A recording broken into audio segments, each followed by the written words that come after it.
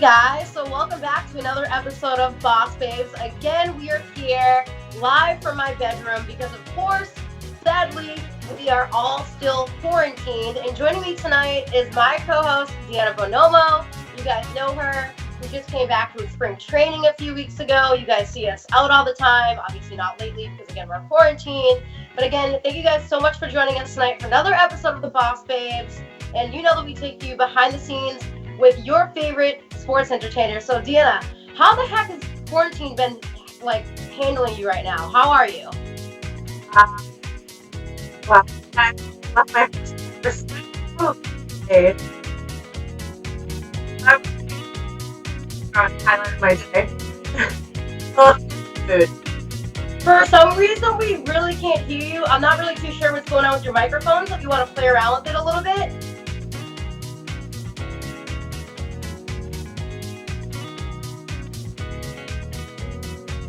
The music, but I can't hear anything else. So, the entry music still going or not? There you go. I think There I we can hear go. you now. So, Okay. how was quarantine? How are you? So what I was saying, I'm doing great. I hope you guys are all doing well and healthy and safe. I probably just left my house for the first time in 3 days, solely to pick up food for my family. But yeah, it's just been a little bit crazy. This spot that I'm in right now is actually where I've been sitting for days. So it was nice to get outside today and just I check know it I out. saw your post earlier today. You were asking, or you were making a poll saying how long was the last time that you left your bed, and you said you've been there for 84 years, It's been making a little joke about 84 the Titanic. years. I had to throw a good Titanic reference for that. I did like that Titanic reference, but I want to jump right into the sports right now. Again, we apologize, guys, if things cut in and out. Again, we are doing the show from home. Normally, we do it live from studio. But first off, I want to mention the sad death of Colby Cave. I did not put up a photo of him, obviously, but a lot of you guys have seen that the NHL has been mourning the sad death of Colby Cave. He actually was drafted by the Boston Bruins, and he recently passed away a few days ago. And I literally got super teary-eyed when I read a really sad post that his wife Emily put up. They recently just got married about 6 months ago. They had been dating for a really long time, and Colby was only 25 years old. Apparently, he was suffering from headaches. He went in, they removed a cyst from his brain, and they also had to he was having complications, so they had to put him into a medically induced coma. And sadly, he ended up passing away. Did you see any news on Colby Cave recently? And Yeah, what are your reactions to that? I actually saw that the Edmonton Oilers have started a fund for him. I think it's called the Colby Cave Foundation, which is awesome. A lot of players have been speaking about him and saying that he was just such a light on the team and such a force himself. He was a good person, and I definitely read the same post his wife put up, and I feel for her. So my heart goes out to him and his family and his teammates as well. Yes, my heart definitely goes out to all, of course, the whole NHL, the Edmonton Oilers, and obviously Emily, because she's going to be dealing with that for a very long time. They didn't even get to celebrate their 1 year wedding anniversary yet, so that's how new and fresh their marriage was. But switching over to something more positive, I don't know if you guys noticed, they're trying to do everything electronically and also live from their houses. The athletes are doing like iRacing, like we've been speaking about lately. And the NBA was trying to do this really weird thing Easter Sunday where they were playing the game horse. So we're going to pop up this photo of Paul Pierce because Paul Pierce actually was involved in the game horse. And I heard he didn't do that well. I watched some highlight clips. He got knocked out the first round. I think the second round is happening this week. Did you catch any of that horse game on Easter Sunday? I didn't catch it personally, but that definitely is something I'm going to have to go back and take a look at. Paul Pierce out in the first round, that's so unheard of. I know. I almost wonder if some of it was staged because at the same time, it's kind of like, dude, this is Paul Pierce. So how the heck did he get knocked out first round? You're shooting from your home. It's Easter Sunday. There's nobody around you. There's no pressure, and you're Paul Pierce. So how the heck are you knocked out the first round? Give the guy a mulligan, will ya? And now I want to, speaking of empty basketball courts, this photo of Fenway Park, we're showing this because Fenway Park, obviously obviously you guys know there's zero sports right now. We've been discussing back and forth, and I know that the MLB has been posting about different situations that might actually happen. Um, Hold on, let me turn the sound down because I'm trying to share this video out. Let me block this out. I have to close that out. Sorry, guys. All right, so I tried to pull that video up on my computer, but the sound wasn't off, so I just completely shut it down. But essentially, the reason why we popped up that photo of Fenway is there's no sports going on right now, and they've been trying to discuss starting the season sometime next month and possibly having the full season happen in Arizona or in Florida. And I've been joking around saying that they might as well just do it up in Jupiter, that way they don't catch the coronavirus. What do you think about the whole MLB coming back and possibly doing a shorter season, whether it be in Arizona or Florida? I honestly think that that's kind of tough to ask the players to do. I read and was talked to some of my friends that I know that play, and they just seemed like they weren't really too keen on the idea of being away from their families, living in hotels for 4.5 months. It's very hard, I'm sure, to play off, an empty stadium, because a lot of these guys get their adrenaline and their rush from having fans and screaming environments and loud, and everyone, they're cheering them on, and I can only imagine it's a lot of pressure to probably try and play. And I heard they were going to have the teams sitting in the stands to spread them apart. So I mean, it just might feel a little weird having the other team kind of looking down on you in the stands. um, so I don't like it. I don't think it's a good idea. I think they should just wait. Yeah, I kind of don't like the whole situation either. I almost think that they should just, it's sad to say because obviously I love sports and you love sports, but I almost think that they should just axe sports completely until it's able to go back to normal. Because Right. me being a fan, even watching sports live on TV with no other fans in the stadium is going to be kind of lame. Yeah. Like even us watching it from at home, we kind of feed off of the fans going crazy and booing certain pitches and going crazy when there's a certain hit when you're watching the NHL. But speaking of fans going crazy, I want to show this photo of Jarrett Stidham. So he's possibly going to be the next quarterback for the New England Patriots. And I've been trying to do some research on him, and honestly, there's not that much research. There's nothing out there besides him playing college football, of course. So I watched a quick video of him from being in high school and one from him playing, I believe, at Baylor and Auburn. He played at both schools. There's not enough information out there to even learn about who this guy is, but he's also very young. He's around Patrick Mahomes' age, I believe, and he's also married, which is kind of cute. So I'm kind of wondering what Stidham has going in the back of his mind if he thinks he's going to be starting and what Belichick thinks of him being so young after playing, obviously, alongside such an older quarterback for so long, Tom Brady. What are your thoughts on this whole situation? I think that I've seen a lot of people showing confidence in Jared Stidham. I'm also in the same boat as you. I don't know a lot about him, from what I've read and seen, and some posts that I guess he has some mutual friends and people I may know. He seems like a nice guy. His wife is beautiful, so that's awesome for them. And I don't know. I think that it seems like he's promising from what I've read. I don't really have my own opinion on it, unfortunately. We do also have Brian Hoyer behind him, so, and he's got some experience learning under Tom's wing. So I think we're going to be okay. I did see that we are only projected, I don't know if they said to win less than 10 games or something. They had some sort of statistic that was up, but we are not the favorite for the AFC championship this year. So we have to work really hard to prove everyone wrong, and the Patriots will still be a good team. I agree. I hope that we do a little bit above 500. I'd be happy with. I know that's hard to say because we are the New England Patriots, but again, we almost have like a brand new team with a new quarterback. So we'll see how that goes. But I want to speed this up a little bit because we want to get into our special guest. But last but not least, we're going to pop up this really quick photo of Calvin Cater because Calvin is from the Boston area. We're going to be playing a video clip of him in the second half of the show when we talk about charity. Calvin was actually supposed to fly out to California last week and he was supposed to fight. Long story short, with everything with the coronavirus, everything has been getting put off lately. But from what I've seen, both him and my good friend Charles Rosa are going to be fighting on the same fight card, supposedly May 9th. And I think Dana White is trying to hone in, which I thought he was doing this already, but he's trying to lock in a freaking private island for these fighters so that they can fight. And I'm so curious to see if this happens and when it happens. But speaking of strong guys, our special guest tonight is Mark Long. I absolutely adore him. He's one of the MTV OGs from Real World, the Road Rules Challenge, and obviously MTV is the challenge. So, Mark, welcome, welcome. How are you? Let me just start off with that. Let me just start off with that. First Hey, of Mark. all, I have a bone to pick because obviously Calvin is photoshopping his face onto my body. So that's a bone to pick right there.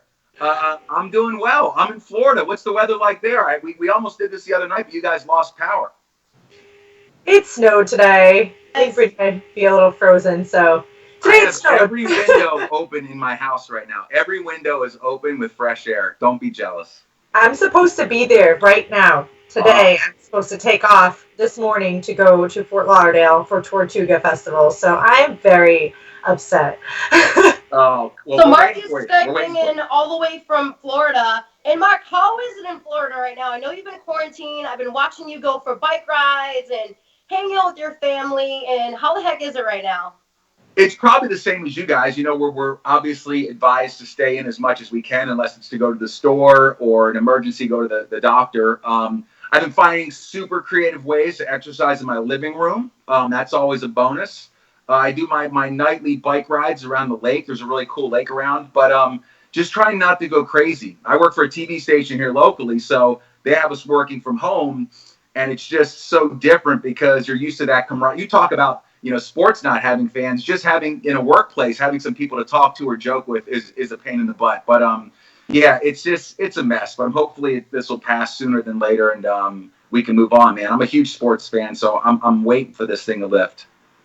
And I know you're a huge sports fan, so I knew that you are sort of from the Philadelphia area, and I know you're a huge Eagles fan. So you listening to us talk about the Patriots, Oh how the no! heck does that make you feel? Well, I am now in Florida, and your boy Brady is coming down to Tampa Bay. And I went to a New Year's Eve party last year, and Jameis Winston was here. I got a picture with Jameis Winston. He's now gone. Your boy's stepping in. I'm going to be a huge fan of Tampa Bay because I like Tom Brady. Look, I'll be honest, and I'm not like every Patriots hater. I do not root for the Patriots, but how could you not love and root for Tom Brady? That's the way I feel about Tom That's Brady's my father. boy. That's our So, guy. I mean, if they play the Eagles, come on, you know what I mean. You know what I got to do there, but yeah, I'm a huge Tom Brady fan, so I'm excited to see. I'm now going to tune in to Tampa Bay Bucks games. I'm sure you guys will as well. Yeah, Oh, Deanna, are you gonna become a Bucks fan, or are you gonna stay more a Brady fan? I'm not gonna say I'll be a Bucks fan, but what I was thinking about doing is maybe even starting our own T-shirt line if Barstool doesn't beat me to it. But I just want a shirt that says "I'm here for Brady" and I'm 100% gonna go to a Bucks game, especially um, because I'm down there so much. I feel like it's gonna be pretty easy for me to go to a game. I work in Florida a lot, so I figure I'll go down there. I'm gonna get a shirt that just says "I'm just here for Brady," and that's it. I like it. I like that. I'm just here for Brady. I 100% will be going to a Bucks game with my old Patriots Brady jersey, and I don't care what people have to say about it. But I want to hear all about your experience, Mark. Now we're going to switch over. Talk a little bit about growing up in Philadelphia and your whole family life right now in Florida. Give us the backstory of Mark Long before he became the reality TV star All that right. he is. I will. So I was born in Philadelphia in a hospital called Fitzgerald Mercy, which is right outside of Fallcroft, which is by Upper Darby. It's 8 miles outside of the city. So all my parents grew up there. All of my uncles and my cousins are still in Philadelphia. So if I wasn't a Philly fan, I would have got disowned at a young age because you just have to like the Eagles, the Phillies, the Sixers. So I grew up there. My dad was in the military, so we moved down to Florida, and I went to school in Florida. Went to University of Florida, and played sports all throughout that. And Cool. while I was in Florida, I remember I was home one time and I was sitting on my parents' living room, and I was watching this new show called The Real World, and that was the first one with Eric Nies and like some of those guys, old school people. And I was thinking, wow, this is a kind of a cool show. And then they had a thing at the end where we send in audition tapes back then. It wasn't even Skypes or anything like that. You actually had to film it, put it on like a CD, like a VHS tape, and then send it in the mail with a letter. So I sent it off, and sure enough, like 6 weeks later, I got a call, and that started the whole process of this my MTV journey. So grew up in Philly as a youngster, moved to Florida, started getting really competitive into sports, and then ended up, landing the gig of a lifetime. Not a lot of people know this, but I was a roommate opportunity for Puck when he got kicked out of Real World San Francisco. So they flew me out there. Thank God I didn't get picked for that because I would have been stuck as the replacement guy. So I did the pilot 6 months after I met the producers in San Francisco. The pilot got picked up. They kicked off 4 of the people from the pilot. They kept me with 4 new people. So thank God. And the rest is kind of like my story. But what a ride it's been. I mean, it's so funny because I'm, now in my, I like to still say my 40s, even though I'm kind of leaning toward the other side at the moment. But Mark, you're still in your 20s. I know, I feel like it. You know what I say? I say this, whether I'm 20 or whether I'm my age now, you can wake me up at any time of the day and I'm still 6'3.5", 225 of twisted steel. I mean, that is just the bottom line. Any time of the day, any year, I'm go time. So, but yeah, it's interesting. Even at this age, I'll go out with my guys from work in Florida, and there'll be people in restaurants that come up and still, I don't know if it's because I'm tall and they just noticed me as I'm walking in, but I still have fans coming up to me saying, "Hey, dude, you're that guy," blah blah blah. So it's still fun. And you think my original series was 1995, so I mean it's been a long, long ass journey. So it's been fun though. I've been to so many different places, met so many cool like you, Britt, like doing stuff in Los Angeles, but it's just really been amazing. Like I've always told my mom and my parents, like I've had such a good life that God forbid anything happens, knock on wood. But I mean, I really had a good life, and I'm pretty content with what's happened so far. I mean, I have a lot left to give and to explore and to kind of get myself out there. But I mean, so far so good. So I'm thrilled about it. And I think it's super exciting. Speaking of you being really tall, Mark and I, outside of us doing this show, we've talked fairly often, whether we're texting each other or sending each other voice messages or commenting on things online. I would consider us pretty good friends, especially us hanging out a good amount out in LA. And I'd love to come visit you down in Florida whenever I'm down there. But I always joke around with Mark, and I always say to him all the time, I go, Mark, you're 6'4", you're good looking. Yes, you're older, but you look like you're 20. Why aren't you married with kids and like spreading out that seed so you could start Brittany has been showing the Gonna world be these my good looking question. kids? Brittany has been trying to get my seed for years. She wants to produce Tom Brady #2. Uh, Listen. I have an ex-wife, oh, right? I'm dating at the moment. I'm very content. But I do not see marriage in my future anytime soon, just because, I mean, look at the craziness going on now. But, you never say never, we'll see. But, yes, Brittany always reminds me of that. Why don't you have a kid? She's like, your DNA and your physical, it's stats don't should waste provide a that. great young man or a young woman. She always Dina, reminds am me. I right or am I wrong though? If you have You're genetics like right. that, like why I aren't mean, you producing kids?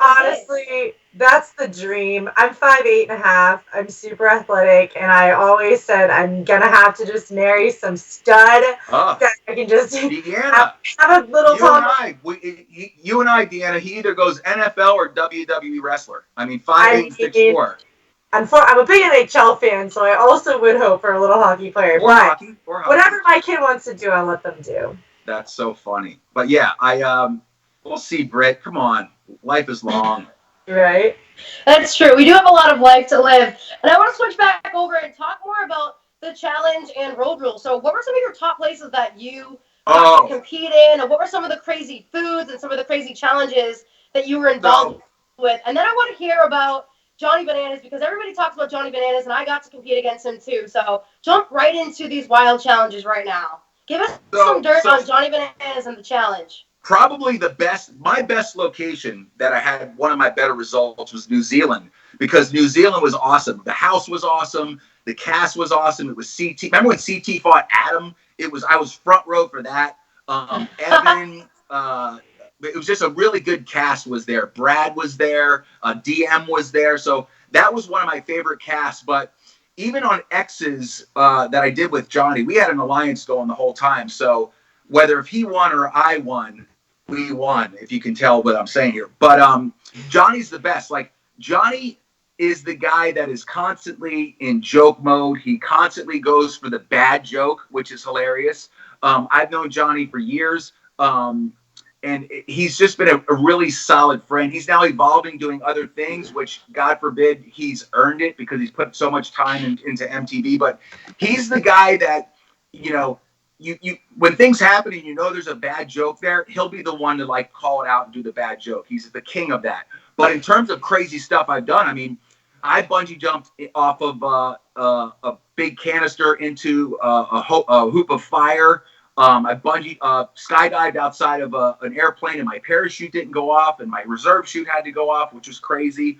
I was teamed up with the Miz one time, and we had to eat like these balls of wasabi, and we both looked at each other like we were going to throw up. I actually did a challenge with the Miz where I got buried in snakes and bugs, and they put honey in on my body first, and the bugs started biting me, and they bit me so bad that my throat started closing, and the medics had to come in and give me like a Benadryl shot. And I remember Mike in the bathroom with me. I was totally naked, and the Miz was pulling like bugs and like little crickets like out of every orifice of my body, like my butt crack, my ears, my nose.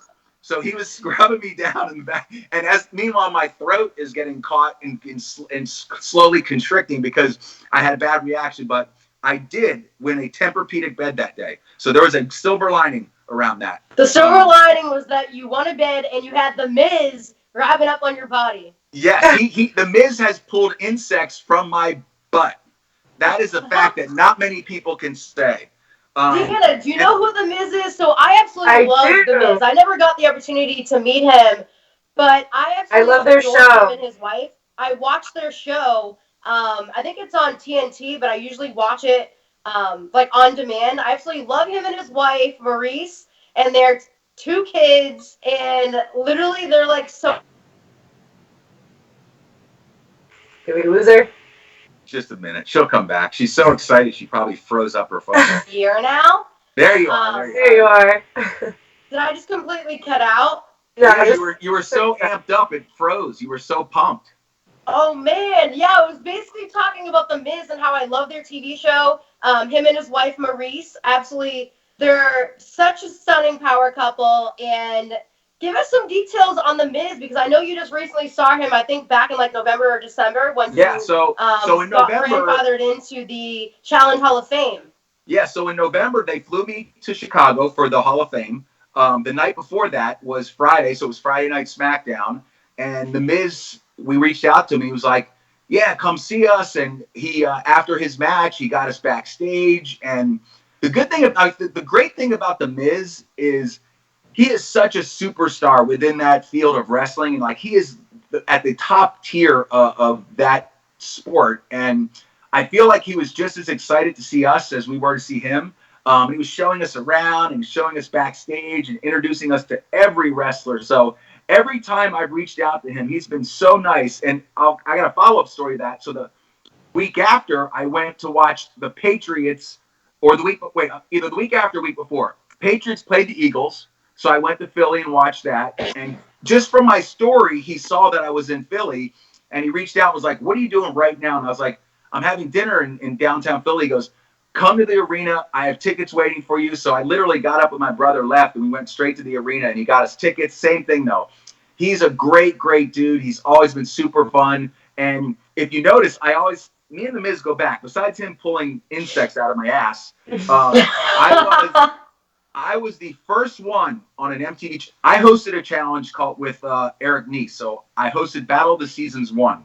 So him and I were like, the TJ figures. So Eric Nice and I hosted it. Mike was on it. I was the first one that introduced Mike the Miz into the ring as the Miz because he did a wrestling thing on that thing. So before anyone else, I got to do my announcer voice and Mike Miz Mizanin, and he still remembers that too, which is pretty cool. So I love that. We could do that. The Miz, that's awesome. Yeah, that's awesome. He's the best, though. And Brittany, every time I'm around him and Brittany sees, she sends me a text. She's like, "I have to meet the Miz and Maurice. I have to meet them. I will fly anywhere." I'll come too. Right? Deanna's a big WWE fan. I'm not necessarily a WWE fan. I'm a Miz and Maurice fan. Oh, that's great. Yeah, he's the best. I still watch him. I'll still tune in and watch him. And I follow Becky Lynch now. I met her when she was in Orlando, and she brought me backstage, and we took photos. So I'm a huge WWE fan. Yeah. Um, it's the best though. He's great. Bananas is great. I was texting him the other night. He's so fun. Like Bananas has a personality. Like you either love him or you hate him. There's really not people that are like, oh, he's okay. It's like I love Johnny, I hate Johnny, and he loves it for it. But I am watching the challenge this year. He's doing well so far. Him and Wes have the Wes and Banana Alliance, which I think is pretty clever. So we'll see what happens there. But I'm definitely still tuning in. Yeah, I've actually been watching the new season too. Normally, I haven't been watching the seasons at all, believe it or not. But since there's no sports, I'm like, you know what? I need to watch the challenge because at least I'll get to watch my friends compete, and it's Right, something semi-athletic. Well, actually, super athletic because they do some crazy stuff, and I can attest to it obviously because I competed as right. well. They do some pretty badass things on the Weren't you, show, and Brittany? yeah, You I were think it's like interesting that Wes and Johnny are forming this Brittany. Weren't you alliance this like the season. I little don't know if they're trying to elimination trick queen? people or what. Weren't you the She was. elimination queen, Brittany? What happened? Weren't you the little elimination queen for a while? I was. I went into four eliminations, and my partner and I won three out of four. And I get so many fans that hit me up, and they're like, "Britt, you got to go back. You're like the dome queen. Like you got to get back in there." And I keep trying to tell people, like, "Yo, you got to tweet at MTV because I'm not in control of the casting." Right, right, right. You're right. Hey, I have three surprises for you guys. Are you ready? Yes. The first one you've already seen. Got a little Hall of Fame ring Oh, woo! right there for you. One of one, people. One of one. Second, That, don't lose I it. got Mark Buddy. I got my own thing they gave me. Oh my See that? god.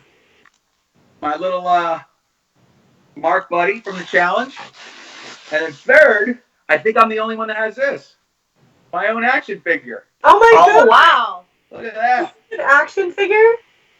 So when you get to Yeah. my age, you carry some respect when you're the godfather of this goddamn franchise. So I demand stuff like that. Just kidding. No, that was super cool. It was a super fun thing, and yeah, I still get amped up every time I watch it, though. Yeah, there's my poster. Look at that. Looks like an old boxing poster. I love it. I So, love that. Brittany, are you like me when you watch the challenge? Like, I'll be super tired. I'll put on the challenge. As soon as it's over, I'm ready to put on sneakers and work out. Like, I'm fired up at the end of it. Like, I'm still ready to fucking go at any time. We gotta try not to swear, by the way, because we could potentially get kicked off the air. Yeah, I Oh, should have told you that beforehand. But see, usually you come on. don't swear. That's why I didn't say anything. I'm just see Um, that's I'm amped up. I know you're amped up, but try not to swear. But yes, No whenever I do swearing. watch the challenge, I do get really amped up, and I love watching our friends compete because even on this season, we have Jenna, we have Nani, we have Wes. Most people that we are friends with are still competing, which is kind of interesting. And last week, we actually had Jess McCain on the show right now that you're Skyping into. Right. And I think How's Jess did I doing? freeze up again? No, you're good. Oh, cool. Sometimes it shows that it freezes on my end. But we had Jess McCain and her boyfriend, who's also a professional athlete. He's a pitcher in the Houston Astros organization. We had her on last week, and she was actually talking about the challenge and the fact that she's kind of retired and would never go back again. And I'm over here like, what? I would definitely go back again. Of course. I mean, why would you? Listen, back in my day, I won a challenge and got 50 grand and a Saturn car. Now they're giving away $1 million. So, I mean, there's not a lot of chances in life where you have a 1 in 20 shot of winning $1 million. I mean, that's good odds right there. So, my only thing is, now that I have a full time job, it's just the shooting schedule is so long; it's virtually impossible for me to go. So I'm hoping they do like a condensed, like week or two version with some of the old heads, and maybe go from there. But the long series now, I think I'm out on those. But I do love watching them, though. I sit now like a fan. I root for people, so it's cool. You root for people. I do. Deanna, would you ever compete on MTV's The Challenge? I know that Deanna has mentioned that she would love to be a WWE Total Diva, but would you Oh ever yeah. compete on The Challenge? So I think we have like 1 minute, so we're going to cut to a commercial, so I will make it quick. But honestly, I really, really, really wanted to be on The Real World so bad. As for the challenge, I don't know. I'm so afraid of heights. I really don't mind bugs, snakes, things like that. I don't mind eating crap. I can do all of that. I just am so afraid of heights that I think if somebody asked me to jump off a building or bungee jump, I would probably need to be pushed off. and then I'd probably throw up in the water. So it just depends. I probably would, just to say I did it. I actually think you would be really good at it because you yourself are very sporty and competitive, and I feel like once you were in the moment and you put that jersey on, you could step into a whole different mindset. And you say now that you wouldn't be able to do it, but the DNA that I know, you would be able to do it. All right, guys, so we're going to cut to a quick commercial break. When we come back, we're going to obviously still have the amazing Mark Long with us, Indiana. We're going to talk all about charity, Calvin Cater, and all kinds of great stuff, so stay tuned. Woo! At Bad Martha, we believe in 3 things: great beer, getting bad, and doing good.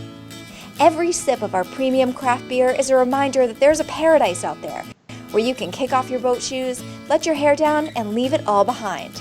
That paradise is Martha's Vineyard. And while there's a bit of bad in every drop of beer we brew, there's also a whole lot of good in every can or bottle we sell. That's because Bad Martha is built on a simple idea: community first.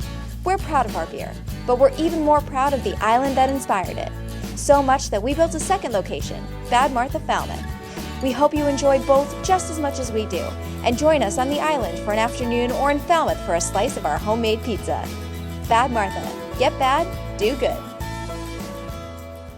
Rob Gronkowski here, ex-superstar in the game of football, and now I am in the business world.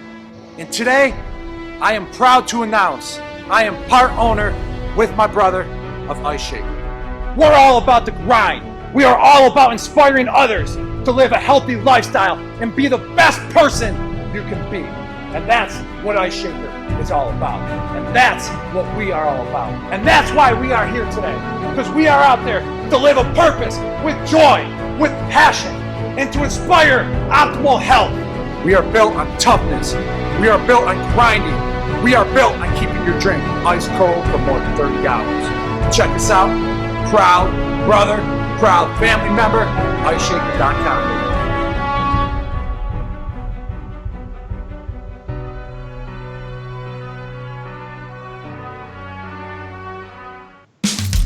You can achieve a lot using your imagination. I mean, I don't like to brag, but... Wait, who's that? And why is she all over these achievement awards? But with STEM, the sky's the limit. Shaboom! Use STEM to envision... Okay, I'm seeing it. Yeah! Invent... Got any ideas? I've got a few, actually. And create a better world. Told you she's super smart. If she can STEM, so can you. Find out more at She Can STEM. Herd Restaurant, conveniently located here in Metro Square, features locally sourced, delicious meals created by a multi-talented chef. Herd satisfies even the most discerning palate. We love to welcome you to come to Herd so you may eat, drink, and spend time together. Watch for specials on our Facebook, Instagram, and Twitter feeds at Herd on Main, and come visit soon.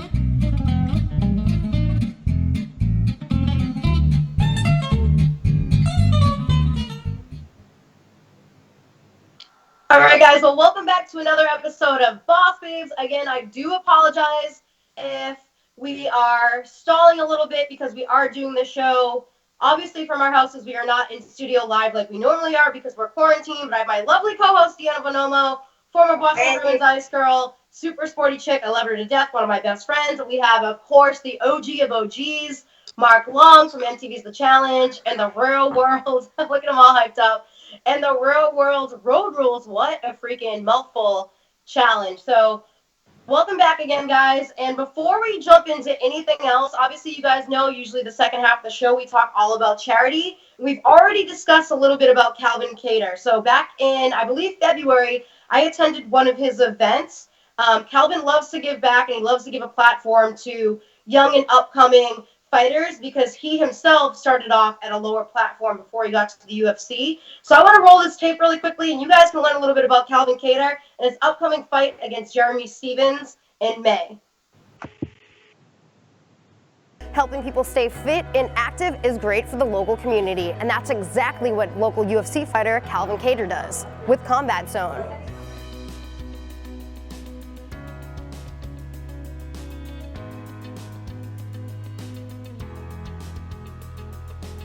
So we're supposed to fight Jeremy Stephens March 7th in Vegas. I think supposedly he had a knee injury of some kind, and they're pushing it back a couple weeks, I'm told. So waiting on a future date, but hopefully have something lined up soon. The person I want to fight next is the one with the lowest number next to their name. Right now, the lowest number happens to be Jeremy Stevens. After him, we'll see what's next, but right now it's Jeremy Stevens, and I'm just preparing for battle. Me and my teammate Rob Font, the rest of New England MMA and the cartel, along with my manager, Coach Tyson Chartier, Coach Carlos Neto, and a bunch of them out there, man, and just preparing every day, trying to get that date for the fight with Jeremy, and once I have one, we'll be that much closer to setting it up, but for right now, just preparing and can't wait to step in there with him. Putting on another local MMA fight for the fans and trying to pump this local talent to get to that next level and getting the UFC put on a show for the world. We got a main event between Dan Dubuque and Brendan Marat. Brendan Marat's supposed to be on the Dana White Tuesday Night Contender Series fight, and a win here can get him right back and hopefully a big shot at the next level. Happy to provide a stage for these guys to go and compete and hopefully have that opportunity that I got. And should make for a great main event. I grew up in Hampstead, New Hampshire. I got into fighting boxing, ended up watching the UFC, MMA, all that stuff, so I kind of thought, why not give it a shot? Stepped into an MMA gym, haven't looked back since. Gone amateur, won a champion belt there, and now I'm professional 5-1, and I plan on making it to the big leagues. Tyson Chartier, I train with him. Every once in a while I'll catch up with Rob, Calvin, those guys are great to work with. So I'm 5-1 professional right now, just coming off my first loss. I made some major adjustments, won't be happening again. I'm hoping a winning here tonight can put me right back in the Contender Series or a late notice fight from the UFC. I don't care if it's 2 months, 2 days notice, they need someone, I'm there. I'm gonna prove that I belong in the UFC and I'm a serious, serious threat at the featherweight division. So after this victory tonight, I always like to stuff myself until I get sick, go out with my family, grab some pizza rolls, anything with pizza. And, getting to corner Rob Font, Calvin Cater, it's an experience. I got to see those guys when they were just young pups on the local scene, and now getting to see them climb the ladder and be, top 10 in the world, traveling around the world, getting to see all these different cities and be on the biggest stage. It's surreal, it's amazing, and I appreciate it every day. It never feels like I'm working. I got into MMA just to stay in shape, and then I found a passion for it, and then I started coaching some of my teammates, and I just saw them climb the ladder, guys like Rob and then eventually Calvin get in there, and it turned into a job. These local shows are they're a blessing for the youth. They get to come here, see the stars of tomorrow, some of the stars of today. It creates some dreams that they have in the future for themselves. It gives them kind of a blueprint of what they have to do to get to that next level if they ever want to fight in the UFC.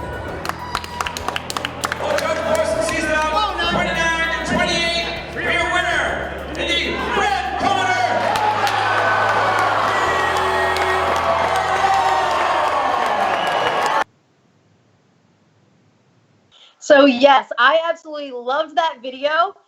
For me, I love attending events where Calvin is highly involved because he does such great work for the community. He essentially gives a platform for these young athletes to potentially rise to the UFC, and that's what his whole interview essentially spoke about, which I think is super admirable. And again, he is supposed to be fighting May 9th. Charles Rosa is also on that fight card. I'm very excited for that.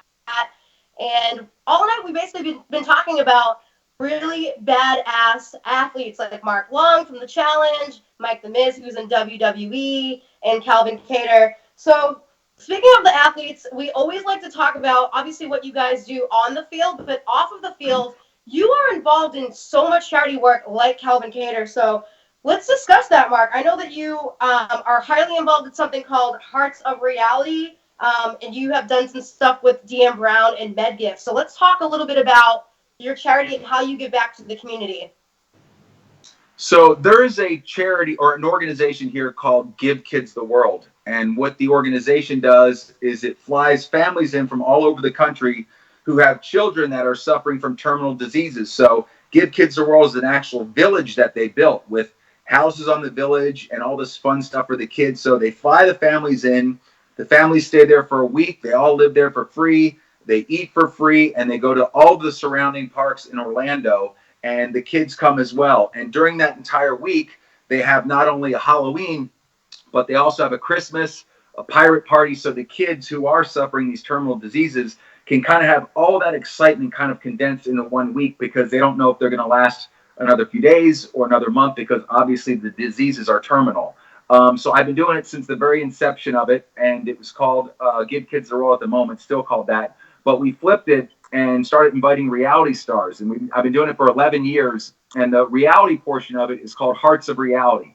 And every year in August, about 120 reality stars from all over the country, they fly into Orlando, stay at the same hotel, and all the money that we raise goes to the organization Give Kids the World. So we go to the village and we spend time with them at the village. We all dress up as pirates or superheroes, and instead of the kids asking us for our little autograph, we carry around booklets for them, and they sign autographs for us, which they love. So we get down on their level and ask them if they can sign our books, and they love it when we ask them for their autographs. And it's super special. And I've had families and parents come up to me and say, you know, my son or my daughter has been in so much pain for months. This is the first time that she's come and laughed in front of us in 2 months or smiled. So when you hear that, you know you're doing something right. And one of the years I actually brought DM there, and having DM there was so great because not only did the people respect her for who she is and what she was battling for, the reality world in general just loved. DM was like a little superstar walking around amongst the reality stars because they all have watched her journey growing up on MTV. So it was so nice to bring her there that year, and inevitably we lost DM as well. But she had such an impact on the Give Kids the World, the actual village. They have a rock that they made that they put right in front of the sidewalk with DM's name in it, and med gifts. So it's a very cool organization. If you guys have never heard of it, Google Give Kids the World. If you want to see what reality stars attend, you can go to heartsofreality.com. But it's anywhere from Survivor to Big Brother to MTV to American Idol to Food Network. I mean, you name it. I think last year we had about 125 reality stars. And what's kind of cool is everyone kind of checks their ego at the door because it's for kids. And you'll see people that used to fight on reality TV that are best friends when they leave because they got to experience this charitable thing together and how much it meant to these families and these kids. So it's a wonderful organization. Dina from Jersey Shore has been coming with me now for years.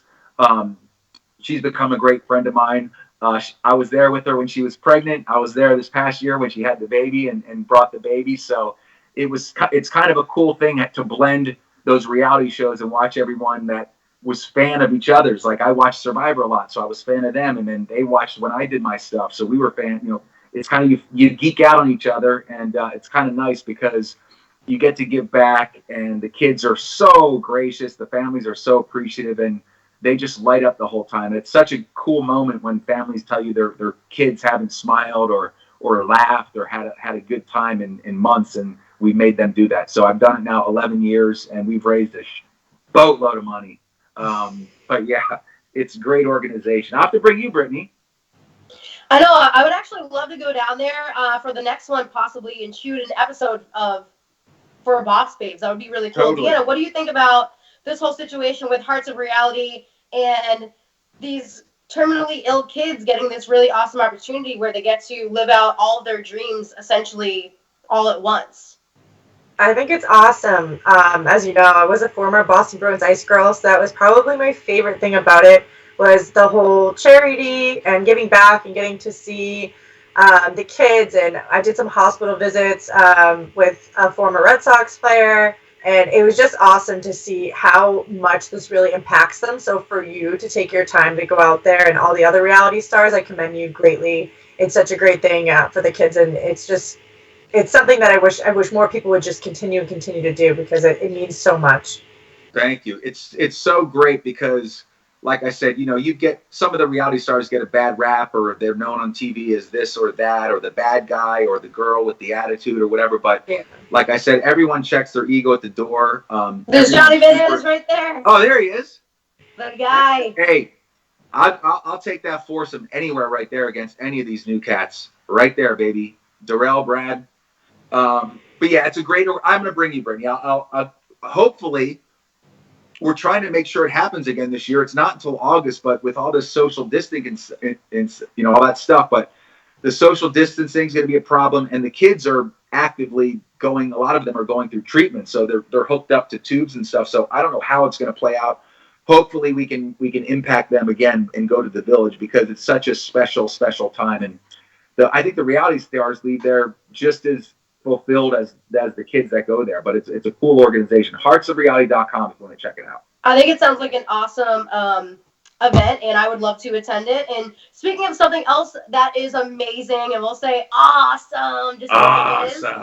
Crowley, Texas. You and I were on the phone the other day, and you were telling me that you were involved with first responders and training and doing some type of charity work there. So can you tell me all about going to Crowley, Texas, and how cool that experience was? Yeah, so being involved with Give Kids the World for those 11 years so far, I met a father there who I met his child, came to the Hearts of Reality, who was terminally ill. He has since passed away, unfortunately, but I became so close with the dad. His name was Brad. Brad then said, well, hey, I have this privately owned fire academy in Crowley, Texas. I wonder if you could gather some reality stars and we could kind of do a charity thing around the first responder school. So, of course, I called some special people, and about 10 of us went out there, and we basically got to go through the entire, fire first responder training thing for about 4 days, and had the equipment. We all stayed in the bunks that they stayed at. We rode on fire, trucks. We had to climb the ladders. I was just as jacked as that picture right there, God forbid.